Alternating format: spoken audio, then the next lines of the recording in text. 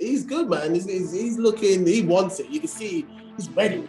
He's ready. Yeah, He's ready. He's ready to do something as well.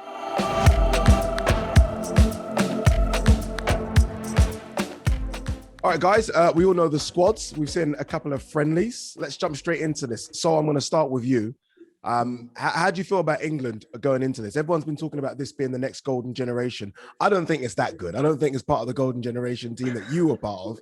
But how excited are you for the start of the Euros with this England squad? You know what? I'm really excited, but I'm kind of cautious at the same time. I'm not going to get overexcited. I think there's some really good young players in there. Jack Grealish is fantastic kind of play. His last against Romania, it's just great, unbelievable. He's ready. He's ready. The way he's playing, he's ready. And then you got Foden. He's got to come into the mix. And I really, like Sancho is he's lively. He's got a good shot on him. So I'm really enjoying the kind of forward thinking. You got Luke Shaw, his resurgence, the way he's galloping down his left side. Really, really enjoyed that. And you got Calvin Lewis. For me, I watched him in the little trip before. It was under 21 trip to we played Italy and Denmark, and within a year. Bang! He opened up and Everton, and that was like, could be one of the main, will be one of the main strikers. So it's nice to see that progression as well. So there's a lot of young talent going forward. I just feel with the team that it's a communication. I just hope they get that right, because it's difficult because they've got such a short space of time to kind of get to know each other and how everybody plays, and everybody's a good player and things like that, but it's that connection you need to get going, because against Romania there was a lot of space in between the midfield and in front of the back line. Even the players we haven't seen because of the Champions League, the likes of Mason Mount and Foden, we've not seen them, but in Sol's position going backwards, that's where everyone's a bit nervous, right? The centre of the defence, Tyrone Mings, Maguire, Stones. People aren't as confident as that back line as they were with like the likes of Sol Campbell, Ferdinand, Terry, and definitely not with how they are with the England forward line. Yeah, I'd say we are quite top heavy. When going forward, the attack there, he's spoiled for options.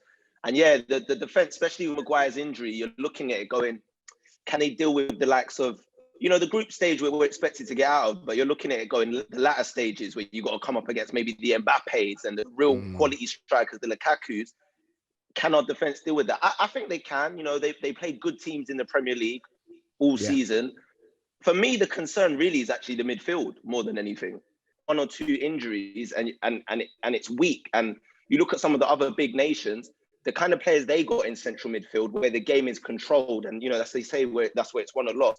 They've just got so many good players in the other nations in that central midfield. And that's not to put down our players, but I do think maybe that's our weakest area, in my opinion. Maybe that or goalkeeper.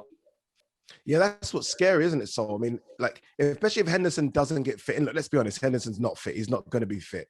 Look at the options there. And what's Calvin Phillips got a couple of caps and Declan Rice has only got 15 or 16. It's short, right? Jude Bellingham only 17, such a good talent. But again, only a couple of caps. Come up against Croatia, and all their midfielders got like 130 caps, 90 caps, 100 caps. Talk about the experience needed in these kind of big games, and how it's a bit scary that England don't have that experience. It is, but if you're ready, you're ready. Like Jude Bellingham, okay, 17, but he's ready. I mean, he's since he's done his move, he's and he's popped back to show little cameos, and like, hey man, this dude's good, man. He's like nicking the ball high up. I'm not saying he's going to start, but he's an option to come on for sure. He's got eye for goal as well. So yes, in tournaments you do need that kind of experience, and I think that's why Jordan Henderson is kind of there. Is not fit, but he's willing. I think the extra three guys added to the squads has probably helped Southgate to kind of squeeze him in there.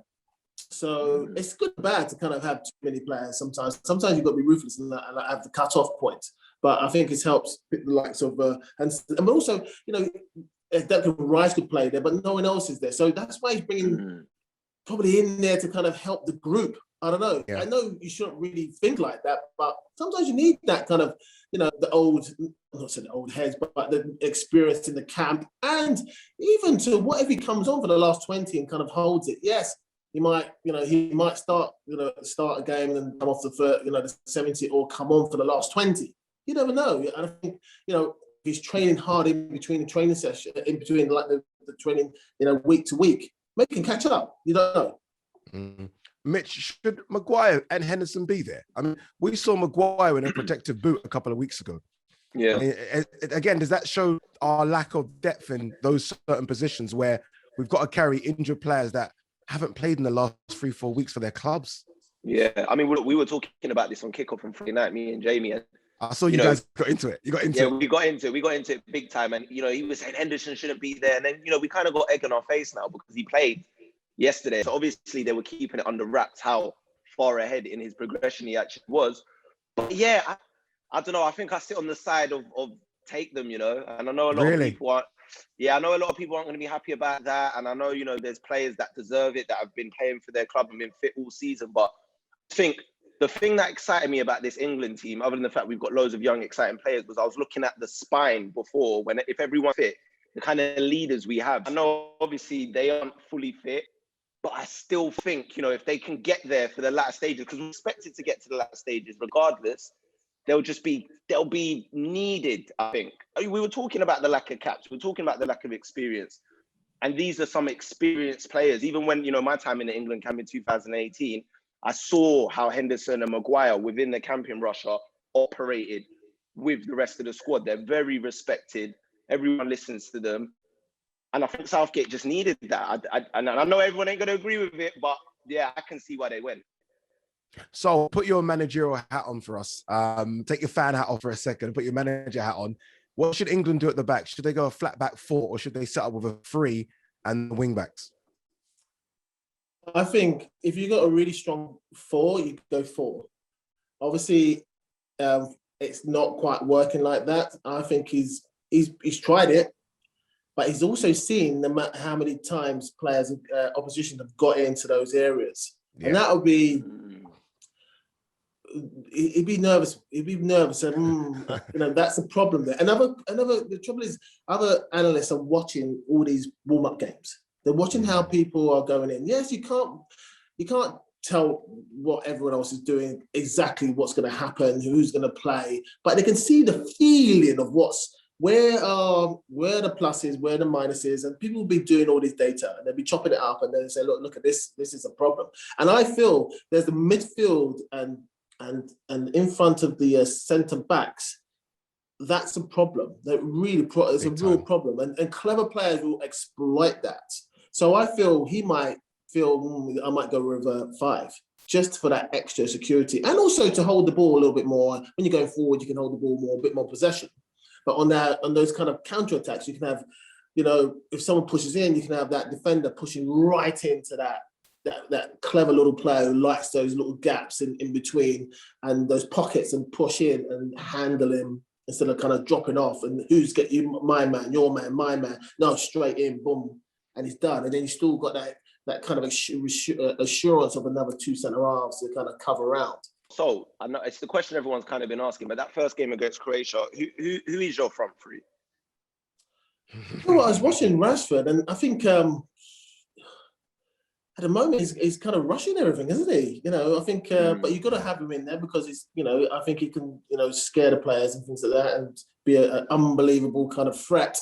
Obviously, Harry, he's nailed on, fantastic player, always going to score goals, always going to be on point. And I think he's going to put Sterling in there. No, I don't want to know what Southgate's going to put. I want to know what you. Oh, me? Oh, right. Yeah. Who would you? I'll put Harry for sure. Yeah. And I would have Rashford and Sterling for sure. And this is no disrespect to Foden and Mount. They've got a bit of turn of pace, but they haven't got Rashford and Sterling pace. No. And I think Kane needs that kind of blitzy pace either side of him. Going past him. Yeah, going past him. And you mentioned it so at the top, though. Grealish has come on, and every time he's got on that England shirt, he looks good. He looks good. It's like he has to be. Surely he has to start. He wants it. He wants it. Yeah, he looks comfortable, holding the ball, little flicks around the corner. hopefully he's not doing it, blowing out too much. I mean, but he's good, man. He's looking, he wants it. You can see he's ready.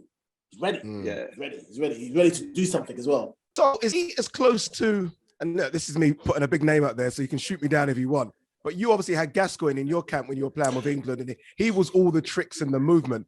Is he as close to that as you've seen? Gascoigne's unbelievable. It's hard. I'll give me a rain check on that one, man. Let me see. Because Gascoigne will breeze past players. He's strong, could tackle, could score free kicks, take a tackle, banter, stamina, could run all day. And like before he has an injury, he could just breeze past players with the ball, with the ball.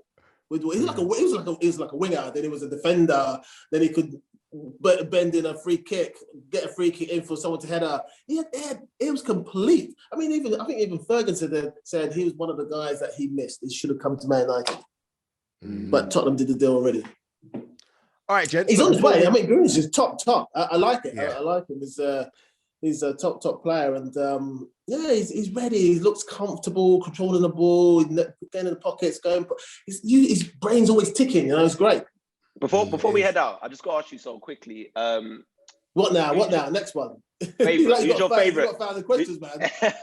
Who's your favourite? Who's your favourite for the tournament? Who do you think's going to take it? I think with England and all the competitions, Europa League, Champions League, everybody's playing really top football. I think England and most of the games at home. I don't get too cocky, but I think they've got a very, very good chance if they get the communication right and they get the right balance right. They've got a good chance. Yes, there's some other top countries. Don't get me wrong, but you're at home, and that should give you. And there's crowds are back. There's two ways. Crowds can put a bit of nervousness, or they can give you, that extra man on the pitch that you need.